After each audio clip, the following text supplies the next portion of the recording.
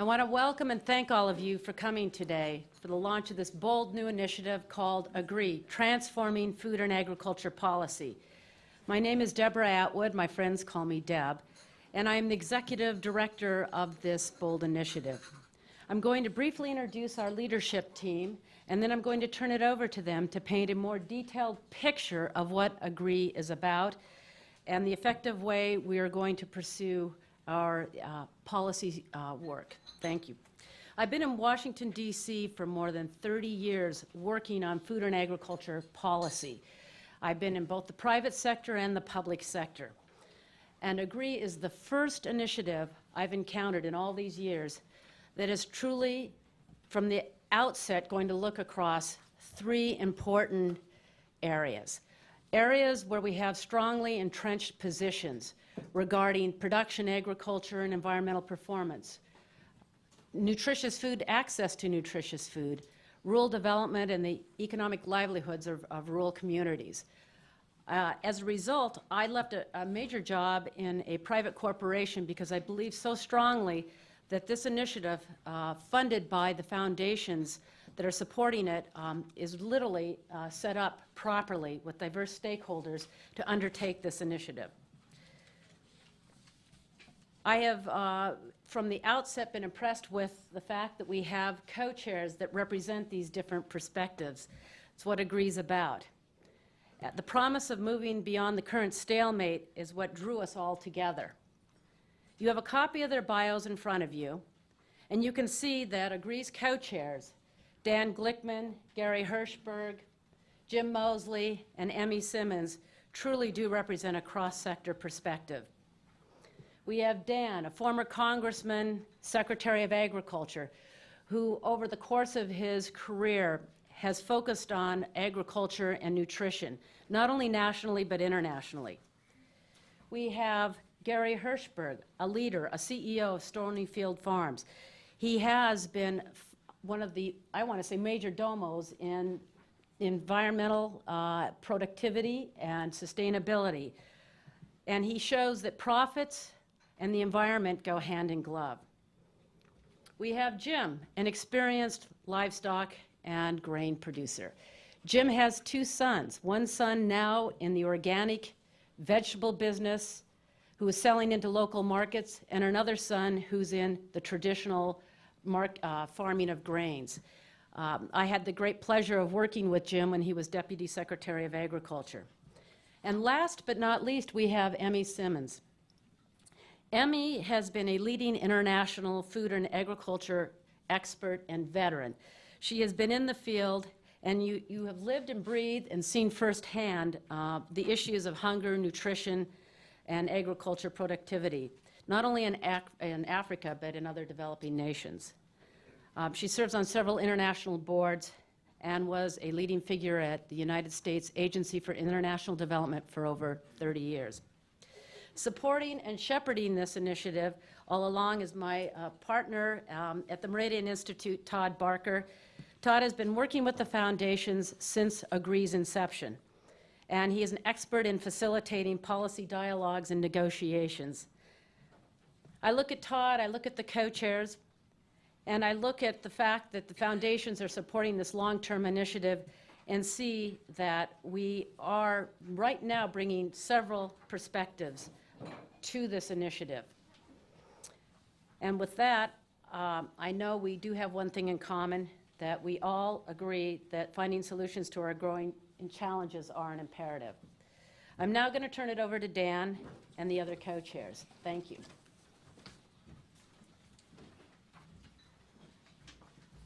Thanks, Deb, and we're really lucky to have you. By the way, there are chairs in front. If any of you in the back want to sit down, we won't bite up here, I promise you. Well, let me just say, this is the AGREE initiative is a different initiative because it is long-term. We're looking at something in the neighborhood of about 8 years. It brings together 8 of the leading foundations in the world who put some policy differences aside internally, recognizing that we need change and a new way of looking at policy, research, and data.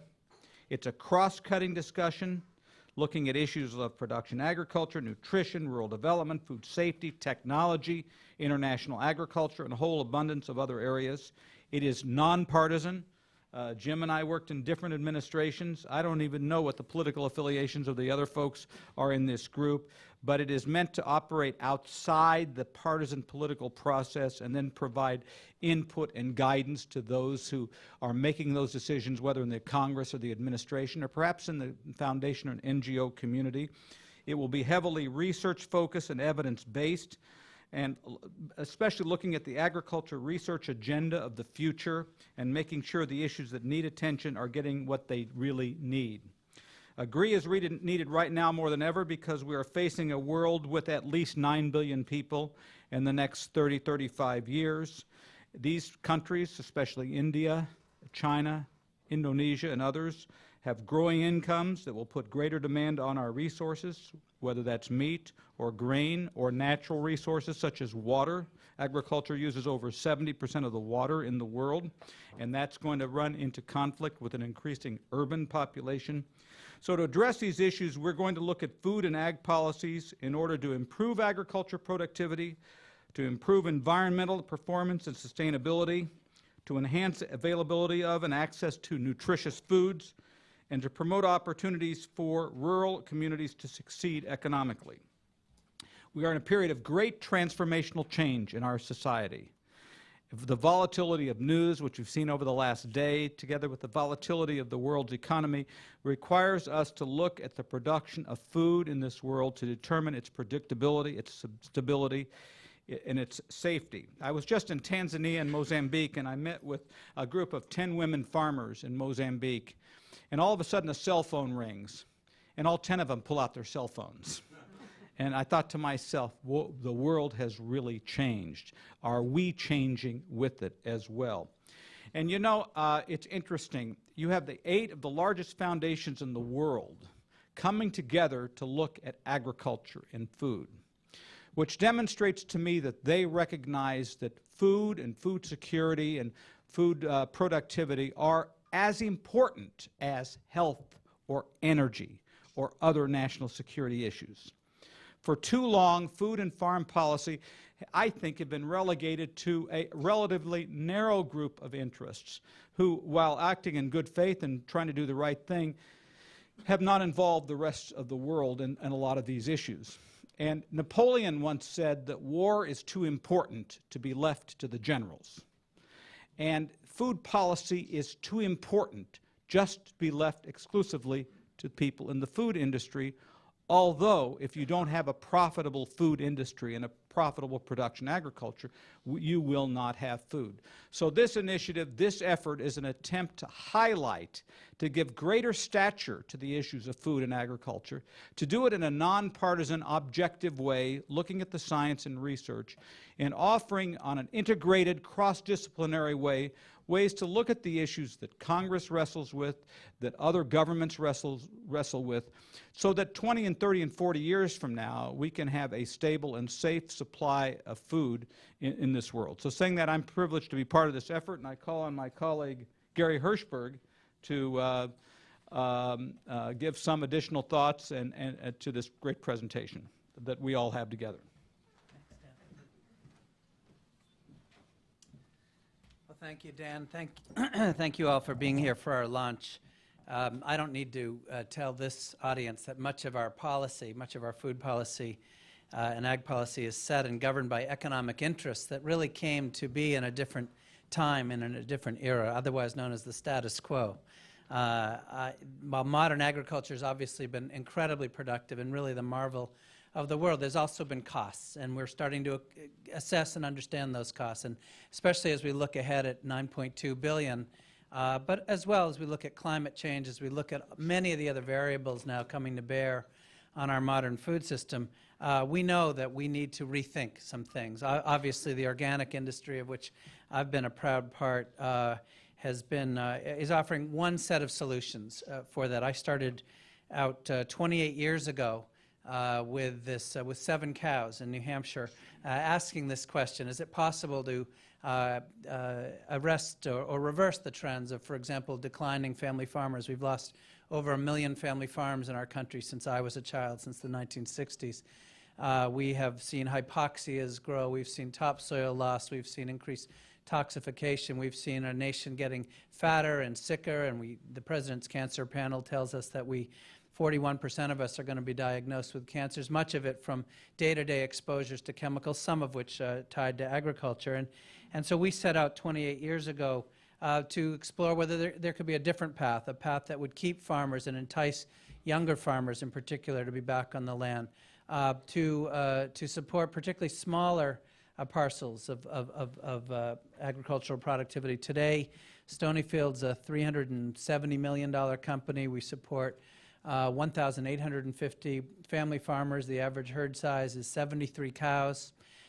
We, of course, buy lots and lots of other commodities, so we're talking about hundreds of thousands of acres now of organic production. But even more broadly and more than our own company has been the emergence of a sector that, I couldn't even use the word organic and industry in the same sentence when we set out. But today the numbers just came in for 2010. It's around $29.5 billion of sales, around 4% of total U.S. food. I'll be the first to admit, when I started in business, we thought we had a wonderful idea. We just had no supply and no demand. But things have changed. And in the modern era, as we look today, we realize that organics can contribute. Organics does belong at the table alongside other agricultural interests, not exclusively, but that's exactly, I think, the point of AGREE, is that this is not about exclusive points of view. This is not about a debate about self-interest. The organics world, for example, my world, we don't have the money, the clout. You won't see us adding up the lobbying dollars that we see with some of the interests here. You won't see us investing in campaigns the way others are. But we've got some science, we've got something to contribute, and that's exactly why I was honored to be invited and happy to join my colleagues in launching this effort. This is 8 leading foundations who are saying, look, let's take a pause. Let's look at the state of the world. Let's look at these trends, the health trends, the environmental trends, the nutritional trends, the financial trends. Let's look at the export of money out of our country for resources that we could provide more locally. There's a lot of new science to be brought to bear. Again, we don't necessarily have the lobbying dollars or the think tanks, the monuments built for our young and emerging industry. But what we've got is we've got a real contribution to make to America's economic security. This $29.5 billion that represented by organic is a trend line. It's growing in double digits, grew right through the recession at double digits. And interestingly, in my business, well, for most of my career, the consumer who first came to organic, the data shows that they came because of having children. The last 2 or 3 years, we've seen a shift in the consumer responses where now consumers are telling us that the reason they bought organic or tried organic is because of a quote-unquote health event, meaning getting sick. Somebody in their lives, somebody in their families. And this, again, is of great national concern. So I was delighted to join, and I really have to say this unprecedented effort. I've been doing in this arena for 30 years and have never seen such a cross-section, such a diverse group. And I would only have to point to the very difficult debate that we've been having with genetically engineered alfalfa as one example of a policy. And you all know about this decision to deregulate alfalfa in January, which obviously was not in the interests of my sector. And it really became an either-or. And the debate became horribly polarized and continues to be so, and is still in the courts. And I really believe there's got to be another way to resolve these issues. I tend to support Secretary Vilsack's notion, his doctrine of coexistence. And indeed, that's what AGREE is about. AGREE is about a big tent. AGREE is about 8 foundations saying, let's just be humble enough to agree that we don't have all the answers. We have made a lot of progress, sure, but we've got some big issues coming. Organic not only deserves a seat at the table, but can be a potential contributor to not only solving all these issues, but really to economic security. Let's remember that farmers are insecure right now. These are difficult, difficult times. Young people don't want to get back on the farms as earlier in our nation's history. And so this is an opportunity to address the concerns of all stakeholders, of farmers, of consumers, policymakers, scientists, to bring together in an agnostic way and in an inclusive way a discussion that is absolutely critical for our nation, for our children, and really for our planet. So I'm very honored to be part of this. And now I think Jim Moseley is going to be next. Thank you, Gary, and good morning. I've been involved in farming all my life. I grew up on a rather small, by today's terms, diversified crop and livestock farm. We grew a lot of crops, had 3 different species of livestock. Went to the university, got an education. They taught me there might be a different way, and we took that out and started farming on my own with my wife and I, 2 individuals. Kathy taught school for the first year to pay the bills so that we could farm. And we followed the technology route, but we were careful in the way that we applied that. And over a period of years, we gained some attention in the area of conservation and environment. And frankly, that came from a long line of activities like that. As a little kid, I can remember my grandfather taking me out, and we planted trees. And we planted trees, and then we planted trees. And I thought, you know, well, we've got to reforest the entire world because we planted so many trees. So it came from a long line of conservation. I remember in 1993, after I'd been here in Washington for a period of time, and Katie McGinney and brought a group of individuals out to our farm to take a look at what modern agriculture was all about. Jonathan Lash was with that group, and at the time Jonathan was the president of WRI, and we were setting the band together, traveling from one farm to the other, and he leaned forward and he said, "Jim, I got to tell you," he said, "I've been looking at this, I've seen what you've shown me here," and he said, "It just feels clean. It feels clean." And that was an interesting thing for me to comprehend, because there was a person that was very involved in environmental issues, and yet he was saying, out here it feels clean. It's okay. That was significant to me. That philosophy, as I indicated, came from a grandfather through a father to me, and now there's another generation. I have a son who's taken over my part of the operation that I did in the past. I have a daughter who's also taken over in the livestock business. The son that's taken over the grain operation is very conventional, except that after I got back from being here in Washington for 4 years or so, I found out he's doing things a lot differently than what I did when I left, and that was just in 4 years. Agriculture is changing. But then there's the other son, and he's farming as well. Yet he serves another market out there in agriculture entirely, and that's the organic production of vegetables in a natural system for local consumption.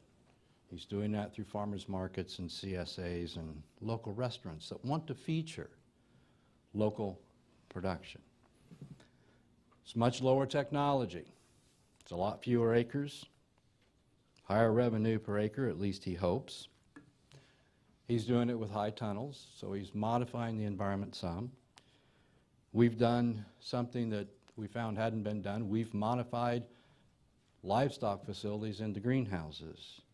And now we're using the biomass from the land to heat those veggies in the wintertime, to keep them warm, much like we used to keep our pigs warm. So you have one father and one mother, and a father who did some policy work along the way, and you have 2 sons producing both on the same farm. Many people would say we're blessed, and we certainly are. But the issue is, and the reason why that this is important to me as an individual is that as I listen to the various views out there and the rhetoric from several who would line up at the ends of the spectrum of this agricultural discussion, I find out that we are in some way encouraged to reward one but criticize the other. And I ask myself the question as a father, well, which one should that be? Which is right and which is wrong? I think you can appreciate that's fairly hard for a father to do because they're both honorable citizens. They work hard. They both look for ways to improve their performance in agriculture, but also with the environment and their social performance. They both respect each other. And they eat lunch with Kathy and I every day. And they sit at the same table. And they don't understand. In fact, they ask the question, Dad, why is it this way? You're the great policy guru. Why is it this way? Oh, they've given us some adorable grandchildren too. And we anticipate that they will be then the 6th generation on the farm. But based on the rhetoric about food and agriculture and society's discussion about our social contract with agriculture, one of them must be wrong. So which one? I conclude perhaps neither. Though I am open, clearly, to criticism about their individual methodologies, perhaps they are both more right than they are wrong. Maybe they have reconciled between the two of them as brothers what the two ends of the spectrum has yet to figure out how to do. They are simply serving different portions of society's demands in the marketplace in which they sell. Brandon obviously is producing grain crops for the lowest cost he can to go into an export market to feed people of the world. And Neil is trying to feed local consumers. Yes, affluent, have money, but they have a different need. My story has a principle that cuts across many issues other than just who they feed as customers, whom they deliver food. I think we can take nutrition, energy, environment, even our social conscience, and apply it to this model. And my conclusion after participating in the policy arena is that we have frequently in these policy and political discussions looked too narrowly at the range of the spectrum in society. And therefore, by doing that, the range of solutions, choosing the one that fits us best, comes up lacking. Yet if you give the opportunity, as this initiative will do, to have open discussions across a broad range of stakeholders, of getting outside of these defined political differences that we know so much about, and we honestly explore the facts, we do some research, and we bring people in for honest dialogue, then I think we can get there. Perhaps both sons are wrong. Or maybe they're both right. Or maybe it is a split, as suggested by current thinking. But a process like we are about to engage, I believe in, well, and more than believe, I know, is the answer. I participated in these in the past, the difference between agriculture and the environment, starting in the 80s. And it worked. And so now here we come forward. And we have environment, we have food, nutrition, international development, and so forth. This will achieve the same goal. Thank you. And now, Emmy, come forward.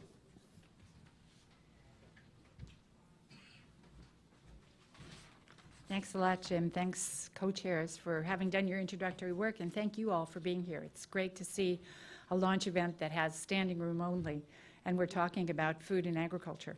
Very good.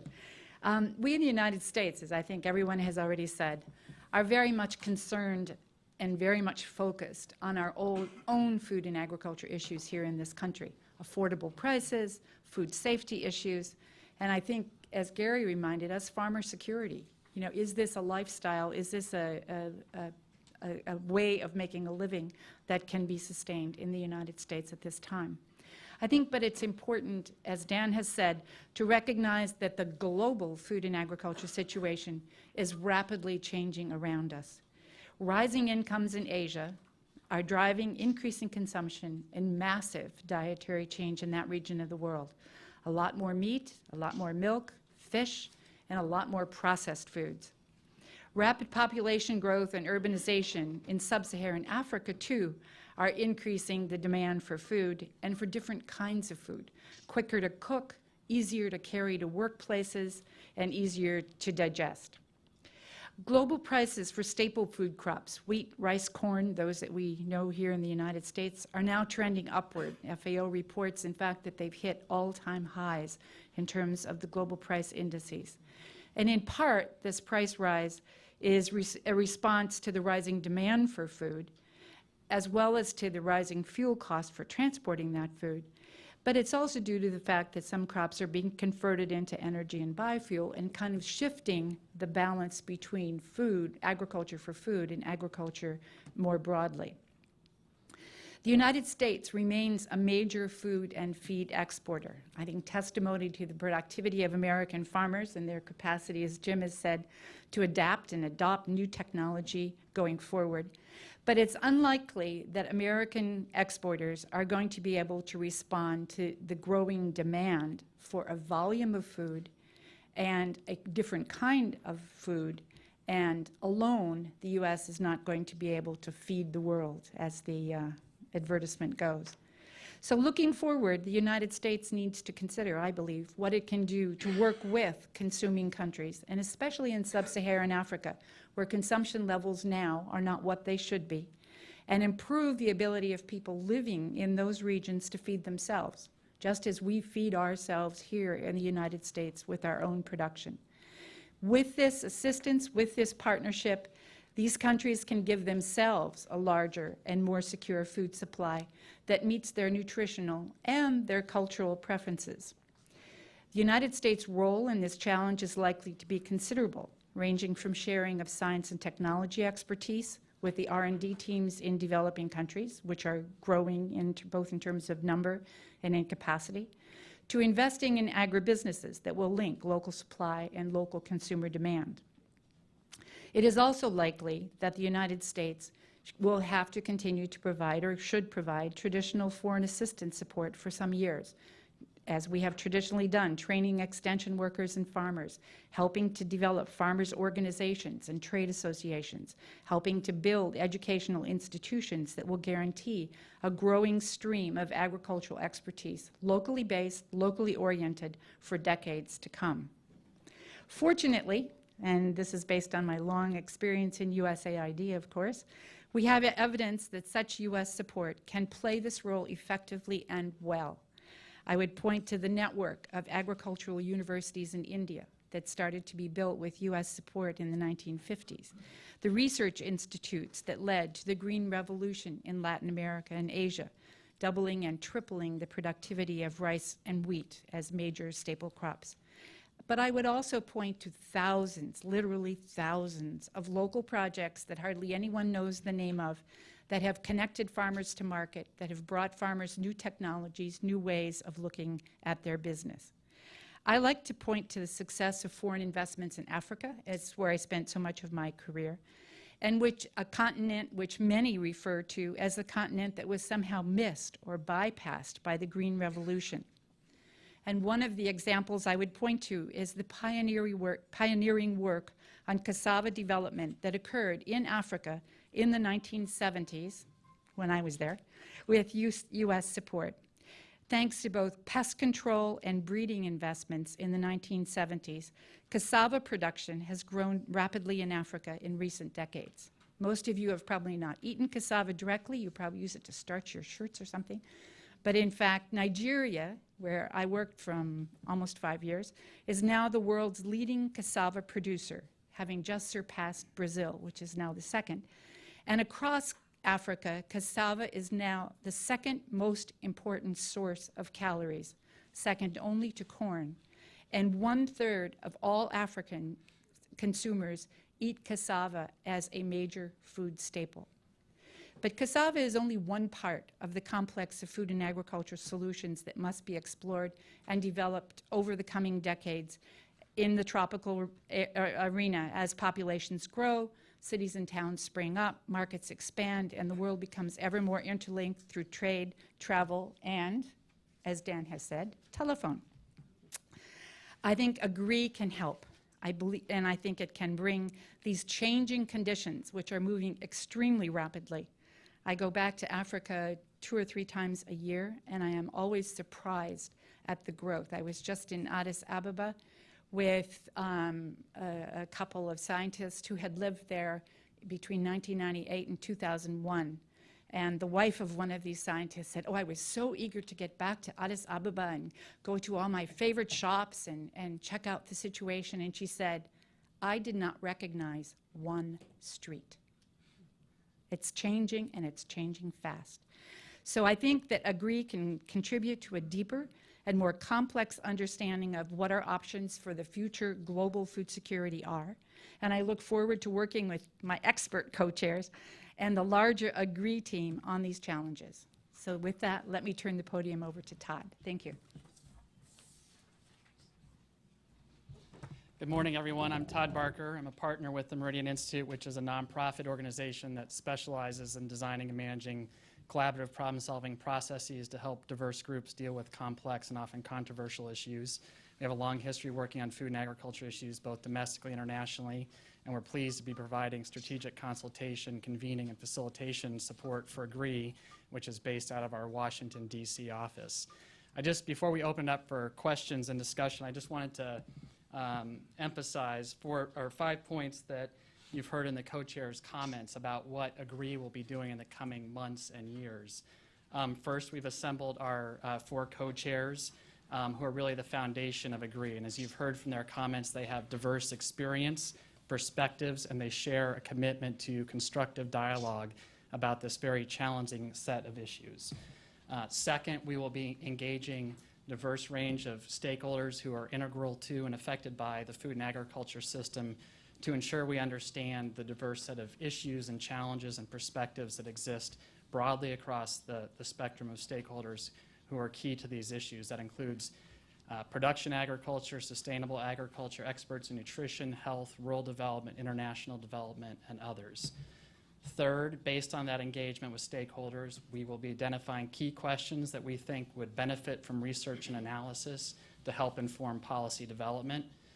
Fourth, based on that engagement with the stakeholders and input from our co-chairs and by the research and analysis that we'll be commissioning, we will develop recommendations for improving the policy framework in the United States in a manner that helps AGREE achieve its goals both domestically and internationally.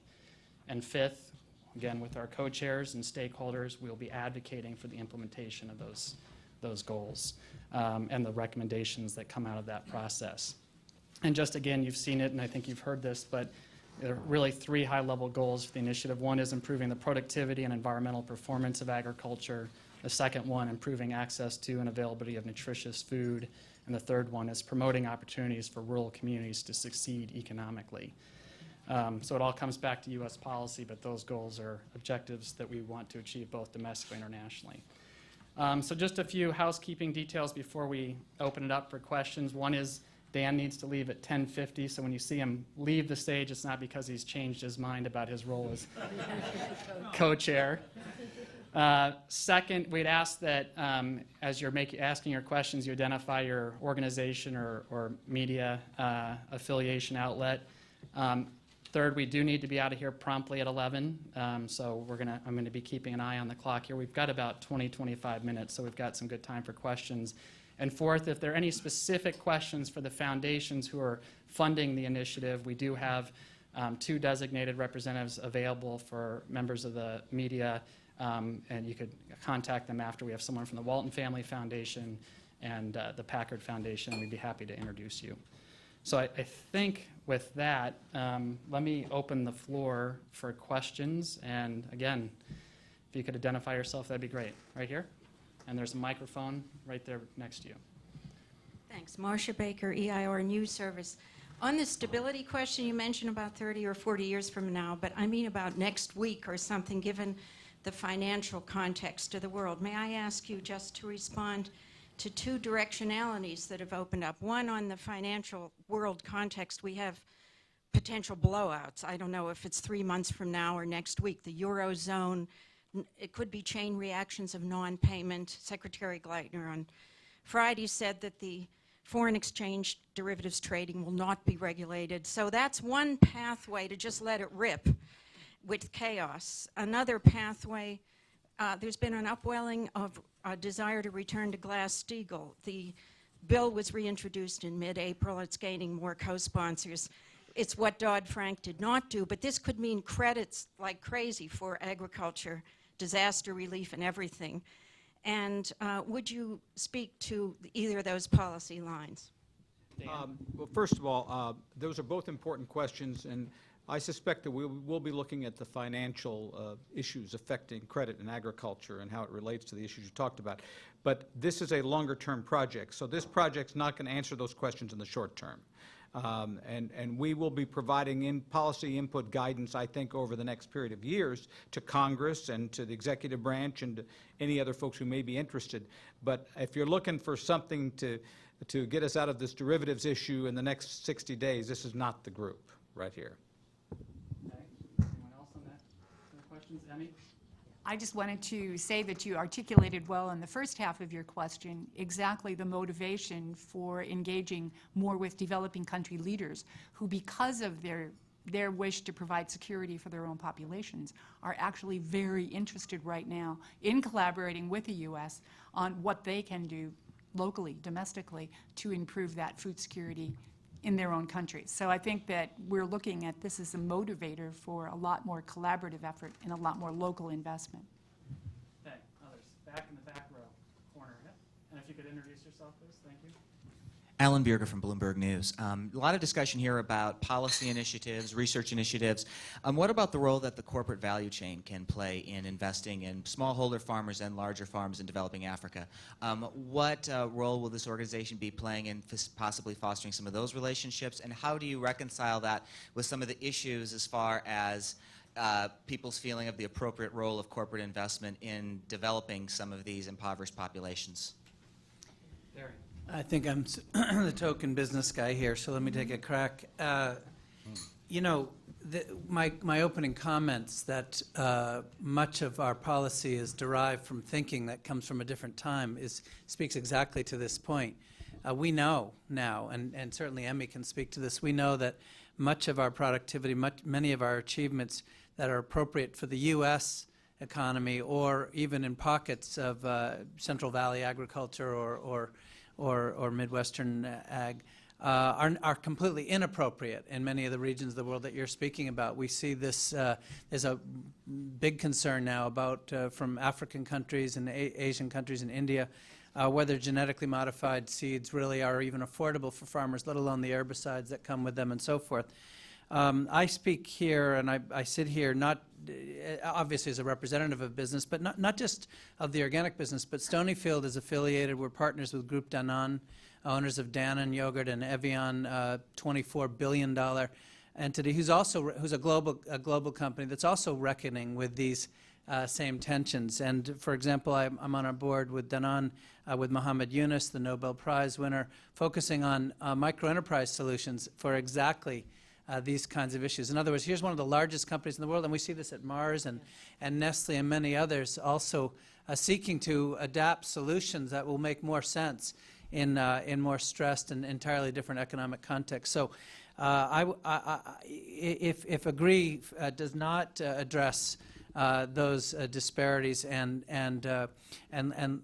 look at these issues when you've got 1 billion people going to bed hungry every night, then we would not be doing our job. So clearly it's going to be a huge focus of this initiative. Just two things. Number one is we can serve as a venue for best practices, both at home and around the world. So where there are companies that have become engaged, like Walmart has in a lot of direct marketing, local production, or Gary's company, to the extent that we can serve as a venue to get information out about what the corporate world or the food production world or even people in the non-food world are doing, that needs to be done. And with modern technology, we can get that word out very, very significantly. Second, based on my recent trip to Africa and my work with the Chicago Council on Global Affairs and their initiative, you can't accomplish anything in the developing world without public-private partnerships. It just cannot be done. And I'd like to tell you it can be, but it's just not possible. So the private sector needs to be engaged along with the American land grant community, which was very engaged historically and has kind of become somewhat disengaged in recent years. Again, we will look at those issues and perhaps be a starting point to maybe motivate changes in behavior through a kind of research and public policy work they're going to be doing in those areas. But both those questions are really good, both on the domestic and international side. The general answer is that this is a big tent under which a lot of people can fit. And this is an initiative that brings individuals that have the desire and the needs to come together and have this discussion and this dialogue. And if we can do that, we will make progress. And my short response is we will be looking at a range of initiatives and looking at ways federal policy is either supporting or impeding those initiatives and finding ways to be supportive. So back here standing, yep, next to the camera, microphone. Introduction, please. Hello, my name is Patrick Holden. I'm Chief Executive of an organization which is just being established called the Sustainable Food Trust, which will work internationally to promote more sustainable food systems. And I would like to welcome this initiative, which I think is really important. It seems to me that the problems that food and farming systems are facing globally are so urgent that we can no longer afford to have a polarized debate. We have to be inclusive in addressing these questions. So it's excellent that this initiative is being launched. I would like to suggest one thing as a question, which is that we need to work together, but we also need to be intellectually rigorous where there are issues which may divide us, but we can debate them in a spirit of friendship. And one of the ways in which I think we can reconcile these issues, for instance, would be around the question of what sustainable agriculture really is, and whether there's a definition of it which could be worked on as part of this initiative, because that way you could get rid of some of the difficulties in an intellectually honest way and then move forward together. It's a question. Well, I agree, Patrick, and I just would say my definition of truly sustainable agriculture, though I agree that this bigger tent needs to bring a lot more stakeholders into the discussion. And again, look who's having the discussion. Some of the largest companies on earth. This is now in their literally their immediate bonus-based corporate charters. My definition is win, win, win, win, win, win, win. Everybody wins, including future generations, topsoils, animals, farmers, consumers, and commerce as well. But I would submit that exactly your point that. Lily Tomlin's my favorite philosopher, and when I think about a lot of the discussion about sustainability, I'm reminded of her line. She says, "No matter how cynical I get, it's hard to keep up." And I think the key now is to really take the measure of evidence, of real data. Mencken said, everyone's entitled to their own opinions, but not to their own facts, and that's exactly what excites me about this initiative. It's going to be heavily data-driven, very agnostic. You can obviously a diversity of opinions here, but it's about rigorously seeking truths, and that's exciting and unprecedented, I think. Can I just offer my own philosopher is Groucho Marx, who once said that he once was asked about his principles. He said, "These are my principles, and if you don't like them, I got others." I think one of our goals is to try to kind of validate some basic truths wherever they exist, and then there will be differences of opinion because there is no one way in this world to do anything. Last but not least, I just came from a discussion at the National Academy of Sciences on food security as a sustainability challenge. So let me quote another guy, not as well known as Groucho Marx, but his name is Mike Bushell, and he's the chief scientist in Syngenta. And he said, sustainable agriculture is a journey, not an end, not a destination. Okay, other questions? Right here? Thank you, Patrick. Right here in the... Ellen Ferguson, Congressional Quarterly. You've mentioned schisms within agriculture, and this last question you just answered kind of got to some of the differences. How specifically are you going to bring in those people outside who have a difference of opinion? And Mr. Hirshberg, I believe, are you on the panel, the Washington Post panel tomorrow? Yes. That has a decided tilt to it, it appears to me, where production agriculture is not considered a good thing.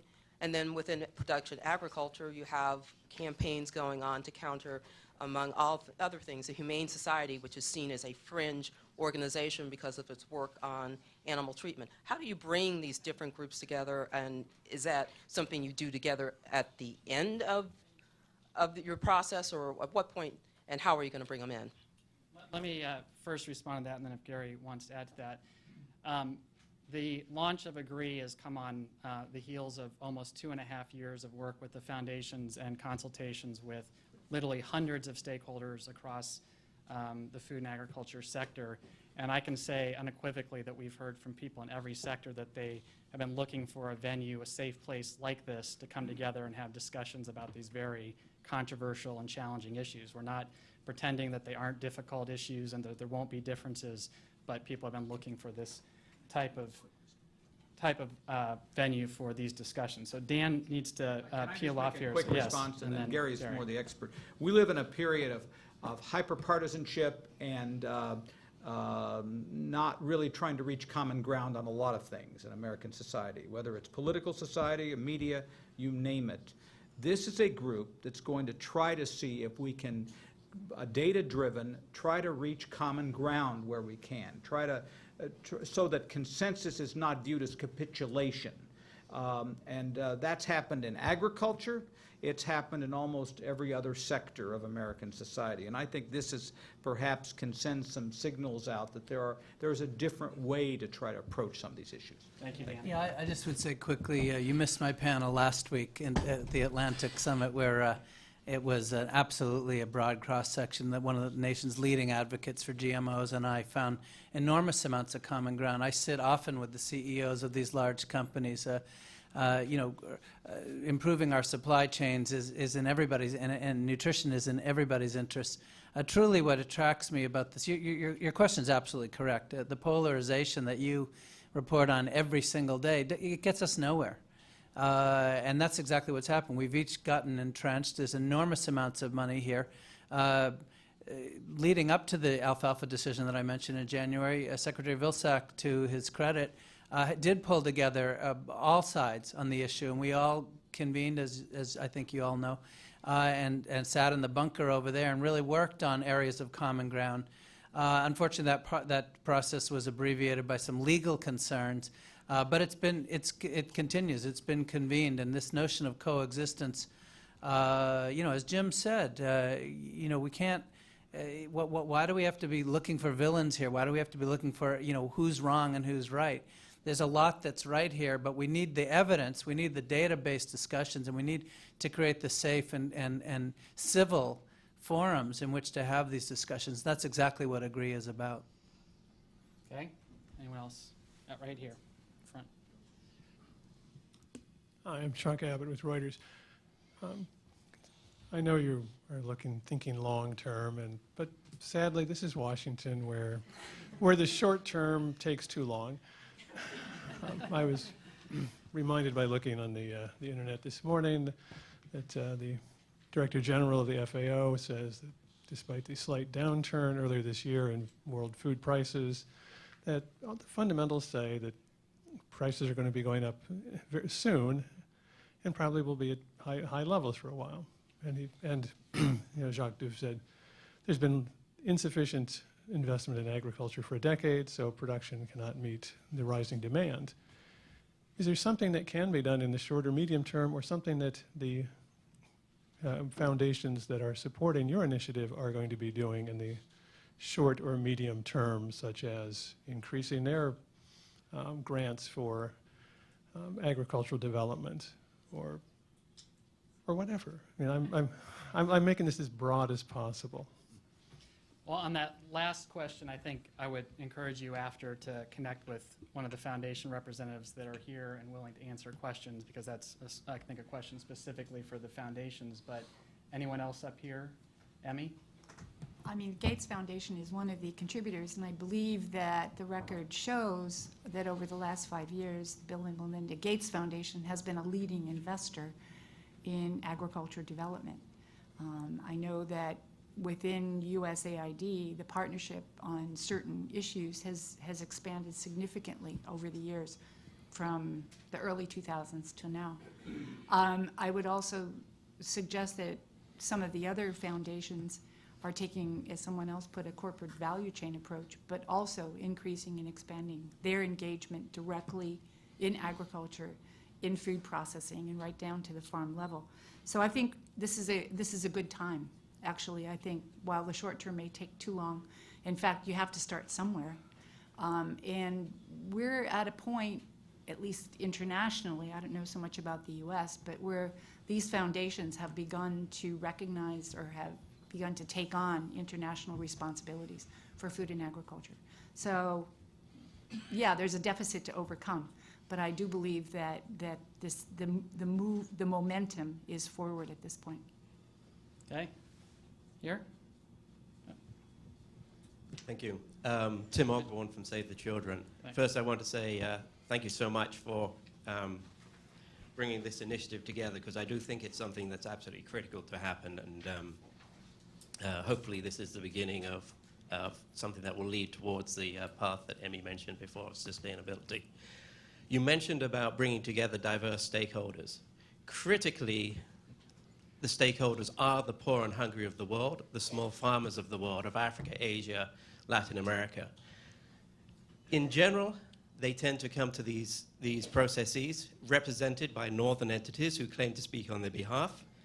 Their voices get drowned out by the greater dollars that northern agencies, agribusiness, et cetera, have to be present at these meetings. How do you plan to bring those voices of those critical stakeholders to this process? Yeah, that's a good question. Again, I would go back to the fact that we're at the outset of the process here.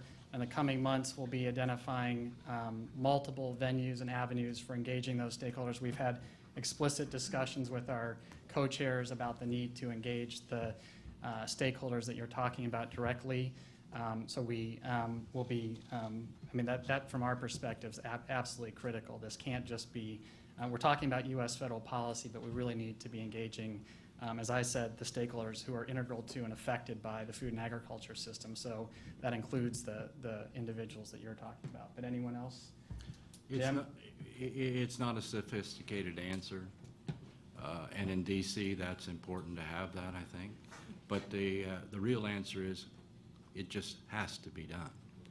If you look out to what the challenge is around this globe in 2040 and 2050, those people you're talking about have to have a part of this discussion. Absent that, we don't get there. And if we don't get there, it has dire consequences for the rest of humanity. And you can see, too, in the composition of our four co-chairs, we've been very careful about bringing together people who can help us across the different stakeholder groups that we'll be engaging. So back corner, very back corner. Thanks. Thank you. Debbie Reed with the Coalition on Agricultural Greenhouse Gases and the International Biochar Initiative. I have two questions. There's been a lot of discussion about the international impacts of federal food policy here. How much of your focus will be domestic and how much will be international as you move forward? And then the second one is on the supply chain initiatives. There's been a real proliferation of these initiatives, and I think a lot of them are very well intended and there's a lot of beneficial impact to come from them. But there's so many of them, they have different metrics, they have different tools. We're hearing from farmers about audit fatigue already. I think that will only increase. Do you intend to look at them and assess the tools and maybe move towards harmonization of the metrics and of the tools? and of the systems and of the impacts that they can have. So, so first on the international domestic focus, maybe I'll just take a first crack at that, and then or do you want, Emmy, do you want to respond? Okay. Again, just to underscore, we are focused on U.S. policy, but we are equally committed to looking at the impacts of U.S. policy, both domestically and internationally. So we're not biasing this one way or the other. You look at that lineup of foundations that are supporting this initiative. Some are almost exclusively focused on international, others heavily domestic, and so we intend to address both.